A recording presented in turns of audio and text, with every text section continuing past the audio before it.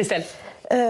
Avant d'entrer sur le fond des sujets, sur la méthode, qu'est-ce que vous en pensez? Il a parlé de dialogue, il a parlé de concertation. Est-ce que ça, au moins, ça a votre assentiment? Prenons notre temps, il est urgent d'attendre. Et donc, sur l'eau, qui est un sujet hyper urgent pour l'été prochain, il va faire une conférence. Alors, c'est une conférence pour agir, attention, hein, c'est pas une conférence pour faire une conférence. On est très rassurés. Voilà, il annonce des trucs. Moi, je n'ai pas compris. Mais c'est pas intéressant, une conférence sur l'eau? Mais je m'en fous des conférences, moi. Je veux de l'eau dans le robinet de toutes les communes de France. C'est pas le cas aujourd'hui. Je veux de l'eau non polluée dans mon robinet à Hénin-Beaumont. Est-ce qu'il ne faut pas réunir tous les acteurs pour en parler et voir comment on fait? J'habite dans un endroit où, si je suis enceinte, j'ai pas le droit de boire l'eau du robinet par arrêté préfectoral. Ben moi, j'ai envie de boire l'eau de mon robinet. Voilà. Et j'ai pas envie que Michel Barnier organise des conférences. J'ai envie qu'il agisse. Les solutions, on les connaît.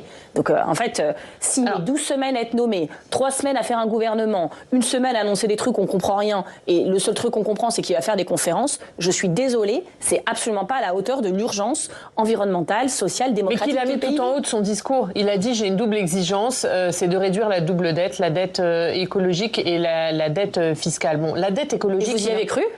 Non, mais je vous pose la question. Moi, la dette écologique, il en a parlé. Il en a longuement parlé de l'écologie au début de son discours. C'est un PM écolo.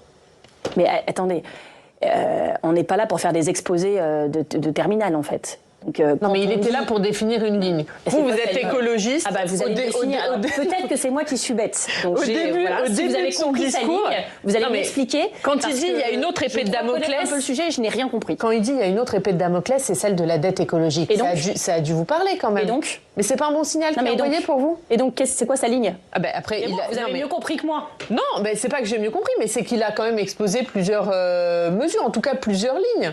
Et donc, plusieurs lignes. Mais oui, quand il dit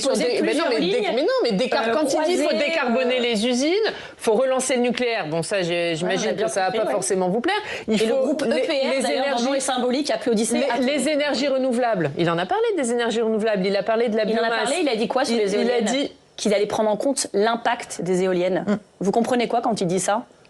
Vous comprenez ça, c'est vous qui interprétez comme vous voulez. Non, mais attendez, quand il dit décarbonation des usines, je crois à une écologie des solutions. Tout ça, ça vous parle pas? Je vais vous sauver de votre explication parce que vous n'arriverez pas à sauver M. Barnier avec votre explication. Moi, je cherche pas à le sauver. M. Barnier, je vous demande juste si ça vous parle. Il parle de dette écologique.